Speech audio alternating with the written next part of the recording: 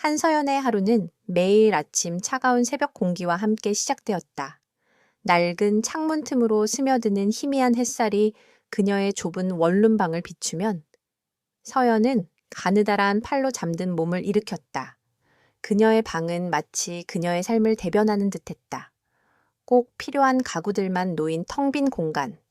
벽 한쪽에는 낡은 달력이 걸려 있었고 그 위에 꼼꼼하게 적힌 지출 내역들이 그녀의 하루하루를 묵묵히 증명하고 있었다. 그녀의 눈빛은 비록 피곤했지만 그 안에는 결코 꺾이지 않는 강인함이 서려 있었다. 아침 식사는 언제나 간소했다. 냄비에 끓인 라면 한 봉지가 그녀의 유일한 사치였다. 김이 모락모락 나는 라면을 먹으며 서연은 창밖을 바라보았다. 창문 너머로 보이는 도시는 이미 활기찬 소리로 가득했지만 그녀의 세계는 그 모든 소음과 분리된 듯 고요했다. 그녀는 젓가락을 들고 천천히 면을 먹었다. 그 모든 행동에는 어떤 절박함도 없었다. 오히려 그녀는 이 고독한 시간을 즐기는 듯했다. 모든 것을 스스로 해내야 하는 삶이 그녀에게는 이미 익숙한 풍경이었다. 식사를 마친 후 서연은 아르바이트를 위해 집을 나섰다. 지하철 대신 버스를 타기로 했다. 버스 요금 300원을 아끼기 위함이었다. 그녀는 낡은 운동화를 신고 묵묵히 걸었다. 그녀의 걸음은 무겁지 않았다. 오히려 가볍고 경쾌했다. 그녀는 힘든 현실 속에서도 긍정적인 태도를 잃지 않으려는 노력을 멈추지 않았다. 그날 오후, 서연은 자신이 아르바이트하는 카페에서 손님을 응대하고 있었다. 그때 한 손님이 급하게 들어와 음료를 주문했다. 그녀는 친절하게 주문을 받았다. 그러다 문득 창가 쪽에 앉아있던 한 어린아이의 울음소리가 들려왔다. 아이는 엄마를 잃어버린 듯 겁에 질려 있었다. 주변 사람들은 모두 바쁜 자신의 일에 몰두하느라 아이를 외면했다. 서연은 망설이지 않았다. 그녀는 곧바로 아이에게 다가가 무릎을 굽히고 눈높이를 맞추었다. 아가, 무슨 일 있니? 엄마를 잃어버렸어. 아이는 고개를 끄덕이며 계속 울었다. 서연은 아이의 눈물을 닦아주고 따뜻한 미소를 지으며 말했다. 괜찮아. 언니가 같이 엄마 찾아줄게. 걱정하지 마. 그녀는 아이의 손을 잡고 카페 밖으로 나섰다. 그녀는 아이와 함께 주변을 샅샅이 뒤졌다. 그녀는 아르바이트 시간을 초과했고 결국 그날의 일당을 절반밖에 받지 못하게 될 상황이었다. 하지만 그녀는 그런 것은 전혀 개의치 않았다. 그녀의 머릿속에는 오직 아이의 엄마를 찾아주어야 한다는 생각뿐이었다. 한참을 헤매던 끝에 드디어 아이의 엄마를 발견했다. 아이의 엄마는 아이를 부둥켜 안고 울음을 터뜨렸다. 그녀는 서연에게 진심으로 감사 인사를 건넸다. 정말 감사합니다. 제가 잠시 한눈을 파는 바람에 덕분에 우리 아이를 찾았어요. 정말 은인이십니다. 서연은 겸손하게 웃으며 말했다. 아닙니다. 아이가 무사해서 정말 다행이네요. 그녀는 아이의 머리를 쓰다듬어 주고는 다시 아르바이트 하던 카페로 돌아갔다. 비록 돈은 덜 벌었지만 그녀의 마음은 그 어느 때보다 따뜻하고 풍요로웠다. 이 작은 행동은 그녀의 삶이 겉으로는 힘들고 지쳐 보여도 내면에는 순수하고 따뜻한 마음이 존재함을 보여주는 결정적인 순간이었다. 이 순간, 독자들은 그녀가 단순한 흙수저가 아닌 깊은 인간적 가치를 지닌 인물임을 깨닫게 된다. 집으로 돌아온 서연은 책상에 앉아 낡은 책 한 권을 꺼냈다. 책은 겉표지가 닳고 색이 바래 있었. 도자기다 지루소에 있으마셨지만 그녀는 그 책을 다루는 손길이 마치 보물을 다루는 것처럼 조심스러웠다. 책의 제목은 시장 경제의 재해석. 프랑스어로 된 이 책은 일반적인 교과서가 아니었다. 그것은 복잡한 경제 이론과 심층적인 분석을 담고 있는 전문가들 사이에서만 알려진 귀한 서적이었다.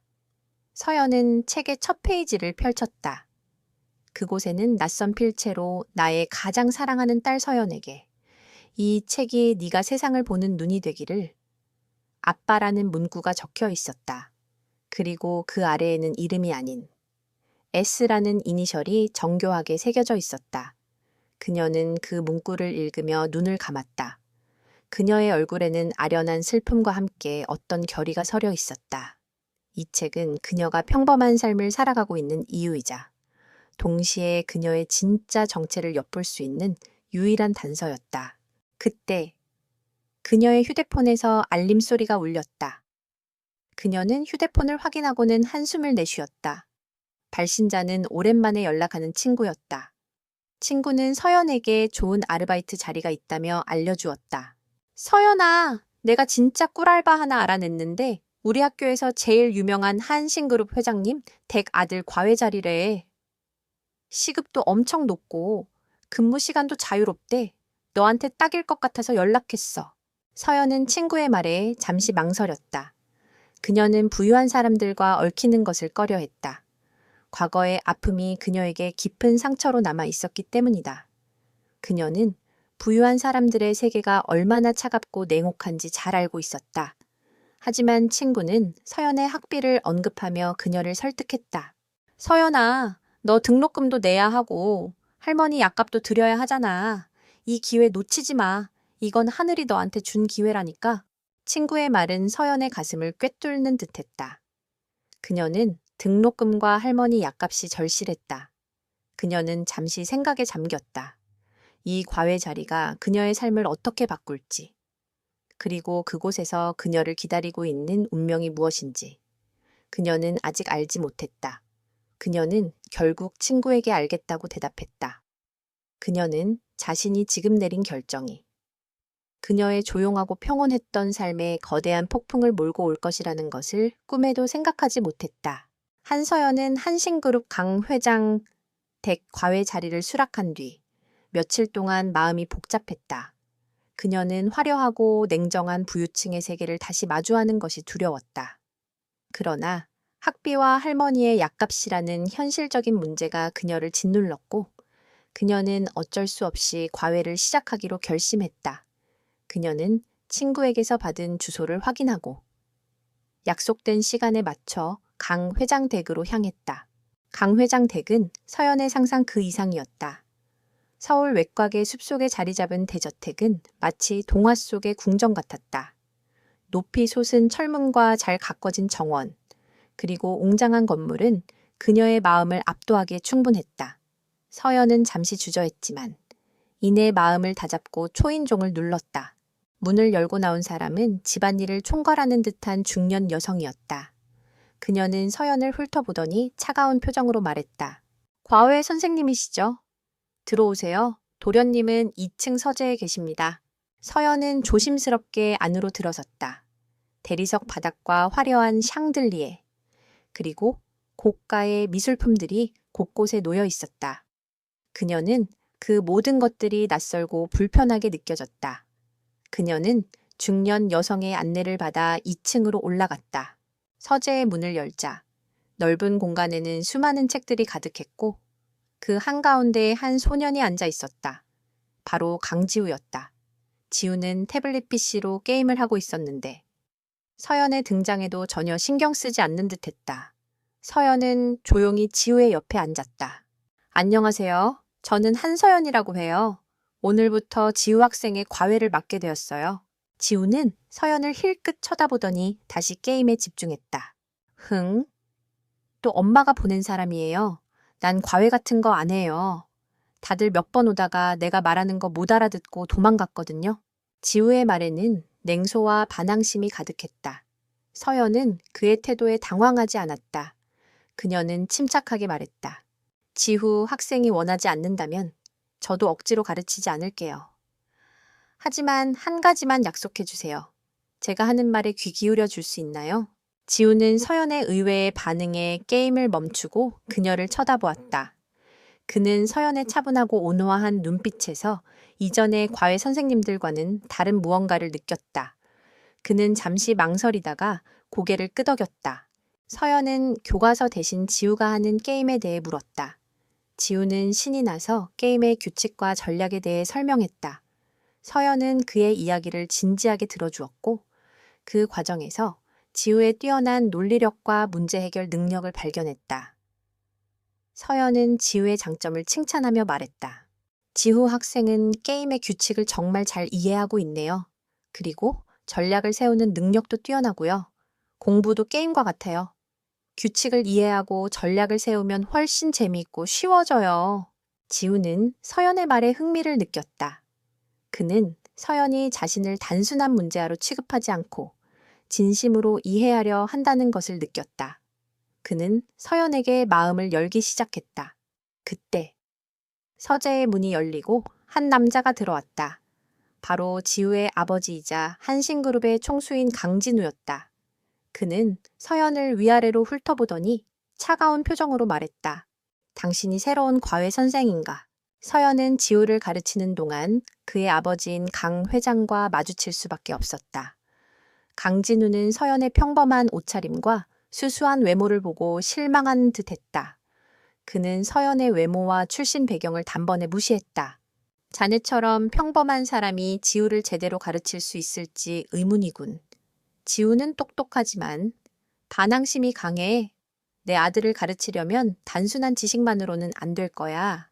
강진우의 말은 서연의 마음에 비수처럼 박혔다. 그는 그녀의 능력이나 인품은 고려하지 않고 오직 그녀의 겉모습만으로 그녀를 평가했다. 서연은 상처받았지만 내색하지 않았다. 그녀는 당당하게 말했다. 회장님, 저는 지우 학생을 평가하지 않겠습니다. 마찬가지로 회장님께서도 저를 겉모습만으로 평가하지 않으셨으면 좋겠습니다. 저는 지우 학생을 있는 그대로 존중하며 가르치겠습니다. 서연의 당돌한 태도에 강진우는 놀랐다. 아무도 그에게 그렇게 말한 사람은 없었기 때문이다. 그는 서연의 눈빛에서 흔들림 없는 강인함과 당당함을 보았다. 하지만 그는 여전히 그녀를 경계했다. 그는 서연을 단순한 과외 선생으로 치부하지 않았다. 그녀의 눈빛, 그리고 그녀의 태도에서 뭔가 감춰진 비밀을 직감했다. 그날 밤, 강진우는 비서에게 서연의 신상에 대해 조사할 것을 지시했다. 그는 서연의 출신 학교와 가족 관계, 그리고 모든 과거를 알아내라고 지시했다. 그는 자신의 아들을 가르칠 과외 선생이 평범한 사람이 아니라는 것을 직감적으로 느꼈기 때문이다. 한편, 서연은 지우와의 관계를 천천히 쌓아가기 시작했다. 그녀는 지우에게 단순히 지식을 주입하는 것이 아니라 공부에 대한 흥미를 일깨워 주려고 노력했다. 그녀는 지우의 눈높이에 맞춰 대화했고 그의 감정을 존중해 주었다. 지우는 서연에게 마음을 열기 시작했고 그녀를 선생님이 아닌 누나처럼 따랐다. 그들의 관계는 단순한 사제 관계를 넘어 서로에게 필요한 존재가 되어가고 있었다. 이 모든 것은 강진우가 예상하지 못했던 일이었다. 그는 서연을 감시하며 그녀의 일거수일투족을 주시하고 있었다. 이 모든 것이 서연의 평범했던 삶에 새로운 폭풍을 불러올 것이라는 것을 서연은 아직 알지 못했다. 한서연은 강 회장 댁에서의 과외를 시작한 지 얼마 지나지 않아 강지우와 특별한 유대감을 형성하게 되었다. 그녀는 지우를 단순한 학생으로 대하지 않았다. 그녀는 그의 반항적인 태도 뒤에 숨겨진 외로움과 상처를 보았고 그에게 진심으로 다가갔다. 지우는 서연의 따뜻한 관심에 마음의 문을 열었고 그녀의 수업에 적극적으로 참여하기 시작했다. 그의 성적은 눈에 띄게 향상되었고 그의 얼굴에는 잃어버렸던 웃음이 돌아왔다.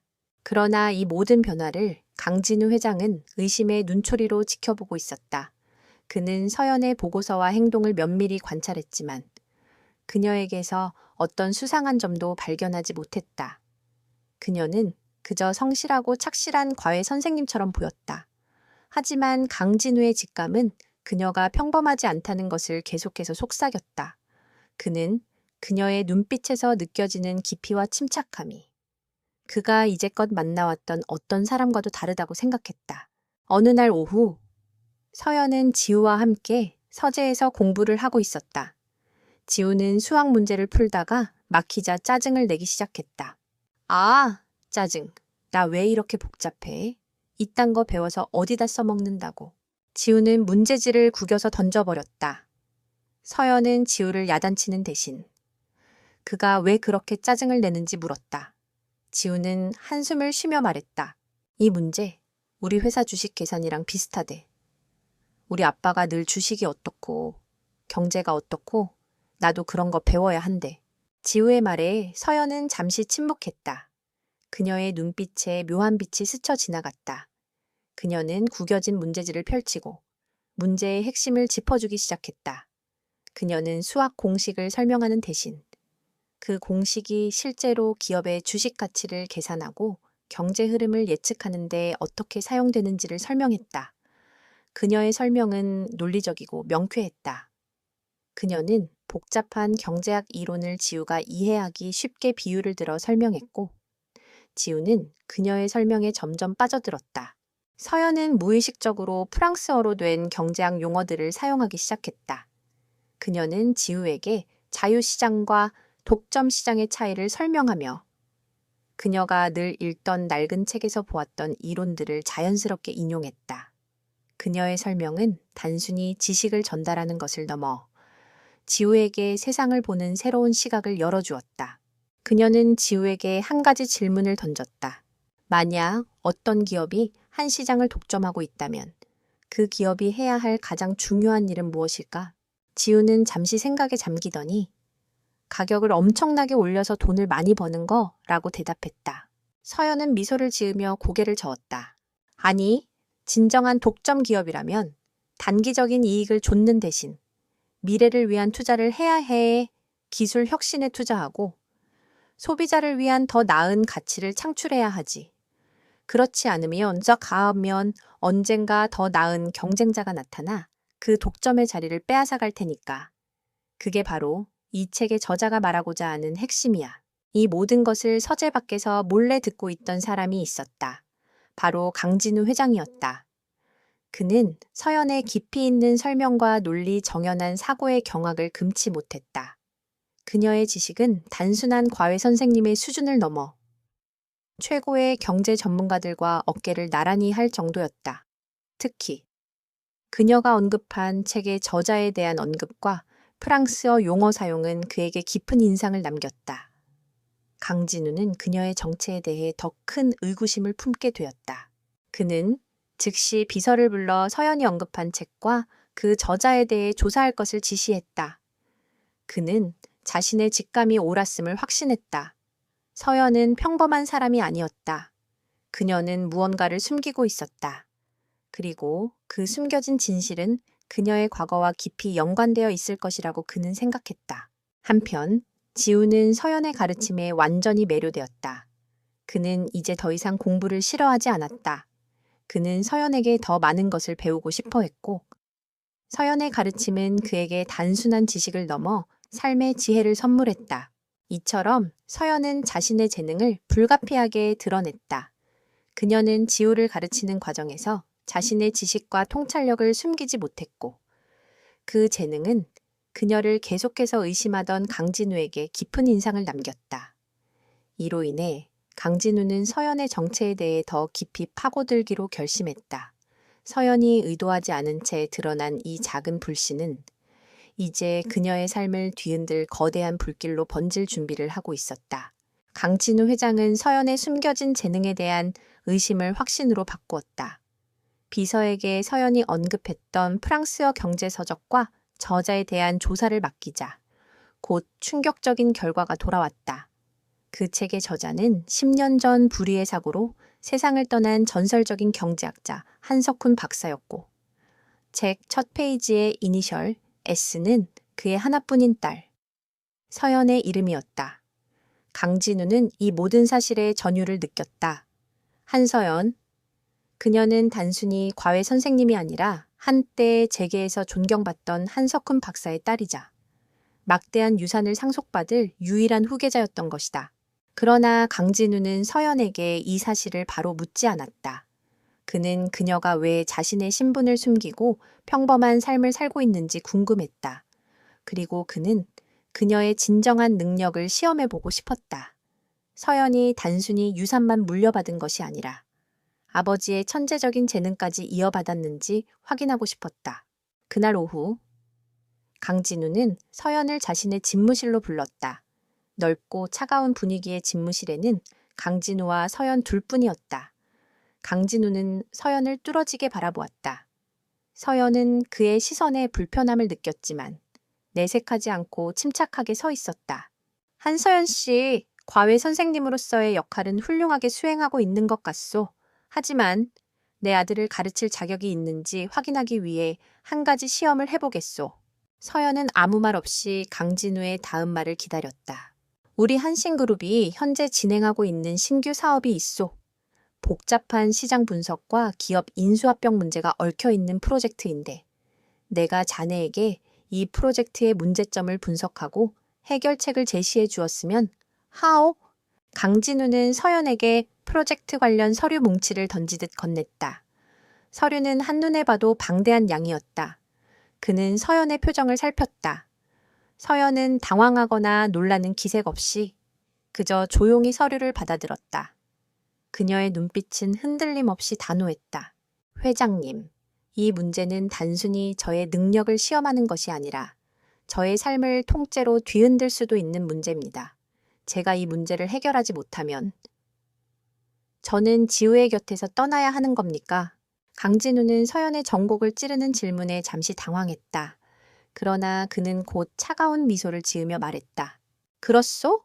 만약 자네가 이 문제를 해결하지 못한다면 자네는 내 아들을 가르칠 자격이 없다는 뜻이요? 시간은 일주일 주겠소. 만약 일주일 안에 만족스러운 결과를 내놓지 못한다면 자네는 더 이상 이 집에 올 필요가 없을 것이요. 이것은 단순한 시험이 아니었다.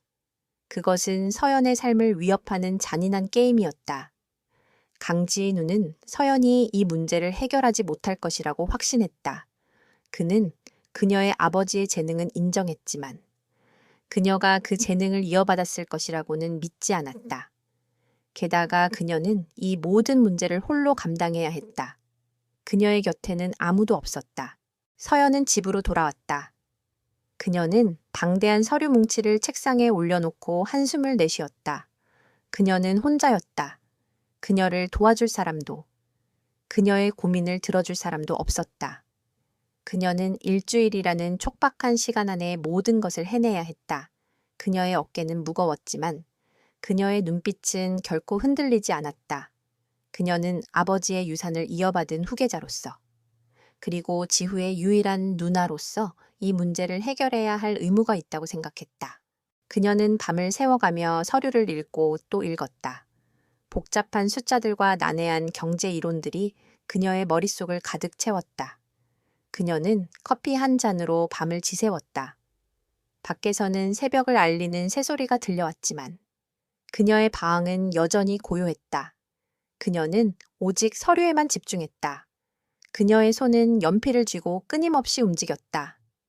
그녀의 머릿속은 수많은 생각과 계산들로 복잡하게 얽혀 있었다. 그녀는 아버지의 책에서 배웠던 이론들을 떠올리고 그것을 현실에 적용하기 위해 노력했다.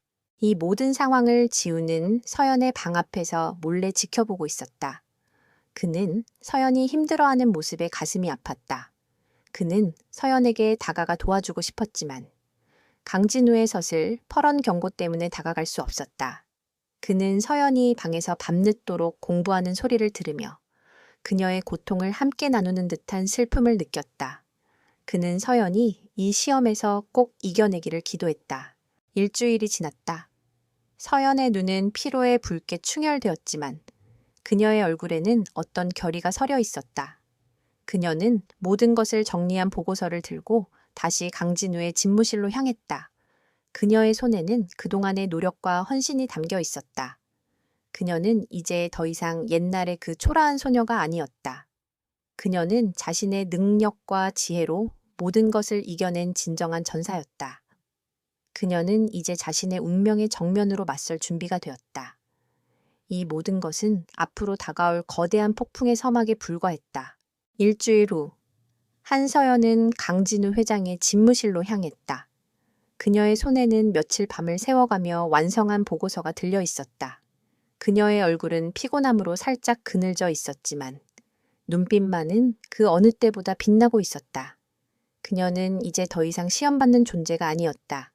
그녀는 자신의 능력과 자존심을 걸고 이 싸움에 임하는 전사였다. 집무실의 문을 열자 강진우 회장이 차가운 표정으로 그녀를 맞았다. 그의 옆에는 한신그룹의 임원들과 변호사들이 함께 앉아 있었다. 그들의 얼굴에는 서연을 향한 의심과 냉소가 가득했다. 그들은 서연이 이 복잡한 문제를 해결할 수 있을 것이라고 전혀 기대하지 않았다. 보고서는 가져왔나? 강진우가 무미건조하게 물었다. 서연은 조용히 보고서를 그의 책상 위에 올려놓았다.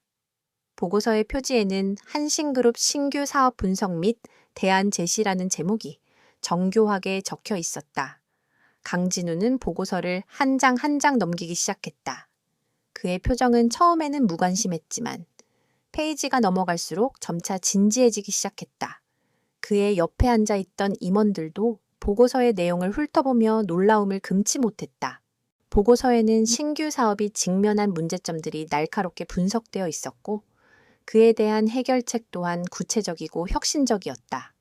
특히 경쟁사의 숨겨진 약점과 시장의 미래를 예측하는 부분은 임원들의 감탄을 자아내기에 충분했다. 서연은 그저 담담하게 그들의 반응을 지켜보았다. 강진우는 보고서를 모두 읽고 난 후 서연에게 날카로운 질문들을 쏟아냈다. 이 보고서에 따르면 경쟁사의 자금 흐름에 문제가 있다고 했는데 그 근거는 무엇이지 단순한 추측이 아닌 정확한 증거를 대보시오. 이것은 결정적인 순간이었다. 서연은 잠시 숨을 고르더니 차분한 목소리로 대답했다. 경쟁사는 최근 1년간 특정 벤처기업에 막대한 투자를 진행했습니다. 겉으로는 미래를 위한 투자처럼 보이지만 실제로 그 벤처기업의 기술력은 경쟁사의 기술력에 비해 현저히 낮습니다. 저는 그 기업의 재무 상태와 투자자들의 관계를 분석한 결과 그 투자가 단순히 경쟁사의 자산을 빼돌리기 위한 페이퍼 컴퍼니에 불과하다는 것을 발견했습니다. 증거는 이 보고서의 부록에 첨부되어 있습니다. 서연의 답변은 완벽했다. 그녀는 단순히 문제를 해결하는 것을 넘어 문제의 본질을 꿰뚫고 경쟁사의 숨겨진 음모까지 밝혀낸 것이다. 모든 임원들은 충격에 빠졌다. 그들은 그녀의 통찰력에 경외감을 느꼈다. 그때 강진우는 서연에게 자신의 마지막 질문을 던졌다. 자네의 이 모든 지식과 통찰력은 어디서 나온 것이오? 단순히 과외 선생님이 얻을 수 있는 지식이 아니라는 것은 자네도 잘 알 것이오. 서연은 잠시 침묵했다. 그녀는 자신의 정체를 숨기려 했지만 이제는 더 이상 숨을 수 없다는 것을 깨달았다. 그녀는 자신의 아버지인 한석훈 박사가 남겨준 낡은 책을 들고 있었다. 그녀는 조심스럽게 책을 펼쳐 첫 페이지에 적힌 글씨를 강진우에게 보여주었다. 강진우는 책의 첫 페이지를 보는 순간 온몸에 전율이 흘렀다. 그 책은 자신이 젊은 시절 함께 공부했던 친구 한석훈 박사의 것이었다. 그리고 그 글씨는 자신의 친구가 딸에게 남긴 유일한 유산이었다. 그는 10년 전 불의의 사고로 세상을 떠난 친구를 떠올렸다. 그리고 그 사고 뒤에 숨겨진 음모를 직감했다. 제인, 자네가 한석훈 박사의 딸이었나? 강진우의 목소리는 미세하게 떨리고 있었다. 서연은 조용히 고개를 끄덕였다. 그녀의 눈에서는 눈물이 흘러내렸다. 그녀는 자신의 정체를 숨기고 살아온 지난날의 외로움과 고통이 한순간에 폭발하는 것을 느꼈다. 그때 집무실의 문이 열리고 강지우가 들어왔다. 그는 서연이 걱정되어 몰래 따라온 것이었다. 그는 서연의 눈물과 아버지의 놀란 표정을 보며 무슨 일이 일어났는지 직감했다. 지우는 서연에게 다가가 그녀를 위로했다. 강진우는 서연을 향한 자신의 오만함과 무례함을 뼈저리게 후회했다. 그는 자신의 아들을 가르치던 평범한 소녀가 사실은 자신이 존경했던 친구의 딸이자 막대한 유산을 물려받은 후계자라는 사실에 충격을 금치 못했다. 그는 서연의 손을 잡고 진심으로 사과했다. 미안하오. 서연 양, 내가 자네의 진정한 가치를 알아보지 못했소. 자네는 아버지의 재능뿐만 아니라 그분의 따뜻한 마음까지 물려받은 훌륭한 사람이었소. 이 순간 서연은 마침내 자신의 명예를 회복했다.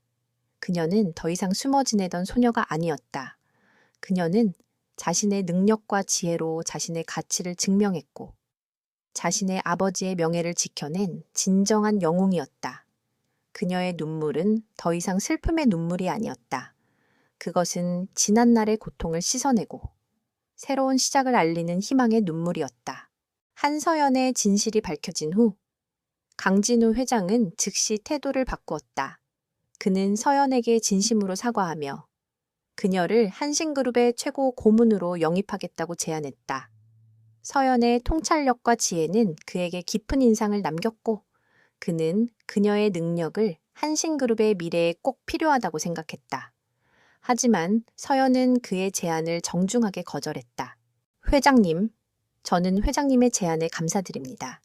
하지만 저는 화려한 명예나 권력을 원하지 않습니다. 저는 제가 원하는 방식으로 사회에 기여하고 싶습니다. 서연은 자신의 아버지인 한석훈 박사가 남긴 유산을 정리하며 그녀의 이름으로 된 사회적 기업을 설립하기로 결심했다. 이 기업은 그녀의 아버지의 연구와 철학을 바탕으로 사회적 약자들을 위한 교육 프로그램과 재정적인 지원을 제공하는 것을 목표로 했다. 그녀는 이 모든 것을 스스로의 힘으로 해내고 싶었다. 강진우 회장은 서연의 뜻을 존중했다. 그는 서연에게 자선재단의 설립을 돕겠다고 제안했고 서연은 그의 도움을 받아들이기로 했다. 그들의 관계는 이제 단순히 과외 선생님과 학부모의 관계를 넘어 서로의 삶에 깊은 영향을 미치는 파트너이자 친구가 되었다. 강진우 회장은 서연의 순수한 마음과 뛰어난 능력에 진심으로 감탄했고 그녀를 진심으로 존경하게 되었다. 한편 강지우는 서연이 더 이상 자신의 선생님이 아니라는 사실에 슬퍼했지만 그녀가 자신의 꿈을 찾아 떠나는 것을 진심으로 응원했다. 지우는 서연이 자신의 삶에 얼마나 큰 영향을 미쳤는지 깨달았고 그녀처럼 훌륭한 사람이 되기로 결심했다. 그는 서연에게 마지막으로 인사를 건넸다. 누나, 나 이제 공부 열심히 할게요. 그래서 나중에 누나처럼 멋진 사람이 될 거예요. 서연은 지우의 말에 감동했다. 그녀는 지우의 머리를 쓰다듬어주며 따뜻한 미소를 지었다. 지우야, 훌륭한 사람이 되는 것보다 더 중요한 것은 행복한 사람이 되는 거야. 너는 충분히 멋진 아이니까 네 마음이 이끄는 대로 살아가렴. 그녀의 말은 지우의 마음속에 깊이 새겨졌다. 그로부터 며칠 후 서연은 아버지의 죽음에 대한 진실을 알게 되었다.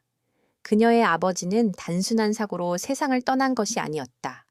경쟁 기업의 음모에 의해 살해당한 것이었다. 이 모든 배후에는 강진우 회장과 라이벌 관계에 있는 다른 거대 기업의 회장이 있었다. 강진우는 서연을 돕기 위해 자신의 모든 인맥과 자원을 동원했고 결국 진실을 밝혀냈다. 서연은 아버지의 복수를 위해 그 기업에 맞서 싸우기로 결심했다. 그녀는 이제 더 이상 외로운 싸움을 하지 않았다. 강진우와 지우, 그리고 그녀의 자선재단이 그녀의 든든한 지원군이 되어 주었다. 그녀의 삶은 이제 새로운 평화와 함께 더 큰 사명을 향해 나아가고 있었다. 그녀는 자신의 능력과 지혜로 세상의 불의에 맞서 싸우고 사회적 약자들을 돕는 것을 자신의 삶의 목표로 삼았다. 그녀는 이제 진정한 공주로서 자신의 왕국을 만들어가고 있었다. 한서연의 삶은 마침내 제자리를 찾았다. 그녀는 더 이상 과거의 상처에 갇혀 사는 외로운 존재가 아니었다. 그녀는 자신의 정체성을 되찾았고 그 정체성으로 세상에 긍정적인 영향력을 펼치는 훌륭한 리더가 되었다. 그녀가 설립한 사회적 기업은 획기적인 교육 프로그램과 재정 지원을 통해 수많은 젊은이들에게 희망을 주었다. 그녀는 단순한 후계자가 아니라 자신의 신념과 재능으로 새로운 길을 개척하는 진정한 선구자가 되었다. 강진우 회장은 서연의 든든한 조력자이자 동반자가 되었다. 그는 서연의 사회적 기업에 막대한 투자를 아끼지 않았고 그녀가 직면한 어려움을 해결하는데 자신의 모든 인맥과 자원을 동원했다. 그들의 관계는 단순한 비즈니스 파트너를 넘어 서로에게 깊은 신뢰와 존경을 보내는 소중한 관계로 발전했다. 강진우는 서연의 지혜와 따뜻한 마음에 감동했고 그녀의 존재 자체가 그의 삶에 큰 영감이 되었다. 강지우는 서연의 가르침을 잊지 않았다. 그는 더 이상 반항적인 소년이 아니었다. 그는 서연처럼 훌륭한 사람이 되겠다는 목표를 가지고 학업에 열중했고 자신의 꿈을 향해 나아가기 시작했다. 그는 서연이 설립한 사회적 기업의 첫 번째 자원봉사자가 되어 서연을 도와 아이들을 가르치는 일에 앞장섰다. 그의 얼굴에는 이제 장난기 어린 웃음 대신 책임감과 따뜻함이 서려 있었다. 어느 맑은 오후, 서연은 그녀의 사회적 기업이 운영하는 교육센터의 교실에 앉아 있었다. 그녀는 아이들에게 경제학의 기본 원리를 재미있게 설명하고 있었다. 아이들의 눈빛은 호기심과 열정으로 가득 차 있었다. 그녀의 강의는 딱딱한 이론이 아니라 삶의 지혜와 교훈이 담겨 있었다. 그녀는 아이들이 단순히 지식을 배우는 것을 넘어 자신의 삶을 주체적으로 설계할 수 있는 용기를 얻기를 바랐다. 강의를 마친 후 서연은 교실 밖으로 나왔다. 복되는 강진우와 강지우가 그녀를 기다리고 있었다. 강지우는 서연에게 자신이 직접 만든 작은 꽃다발을 건넸다. 누나, 오늘 강의 정말 멋졌어요. 저도 나중에 누나처럼 아이들에게 좋은 가르침을 주고 싶어요. 서연은 지우의 순수한 마음에 감동했다. 그녀는 꽃다발을 받아들고 환한 미소를 지었다. 그때 강진우가 서연에게 다가와 그녀의 목에 작은 황금색 책 모양의 목걸이를 걸어주었다. 이것은 자네가 그토록 소중히 여기던 그 책을 상징하는 것이요. 자네의 아버지께서 남겨주신 가장 소중한 유산. 이제 자네가 그 유산을 이어받아 더 좋은 세상을 만들고 있어. 서연은 목걸이를 만지작거리며 눈물을 글썽였다. 목걸이는 단순히 선물이 아니었다. 그것은 그녀의 아버지에 대한 그리움이자 그녀가 걸어온 길에 대한 격려였다. 그녀는 이제 더 이상 외롭지 않았다.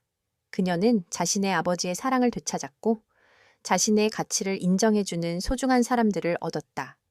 그녀의 삶은 이제 완벽한 조화를 이루고 있었다. 과거의 아픔은 그녀를 더욱 강인하게 만들었고 현재의 행복은 그녀의 삶을 더욱 풍요롭게 했다. 그녀는 이제 진정으로 행복했다. 이것으로 이야기는 끝이 납니다. 하지만 한서연의 삶은 계속될 것입니다. 이 감동적인 이야기가 여러분의 삶에 작은 희망의 씨앗이 되었기를 바랍니다. 다음에 더 좋은 이야기로 찾아뵙겠습니다. 감사합니다.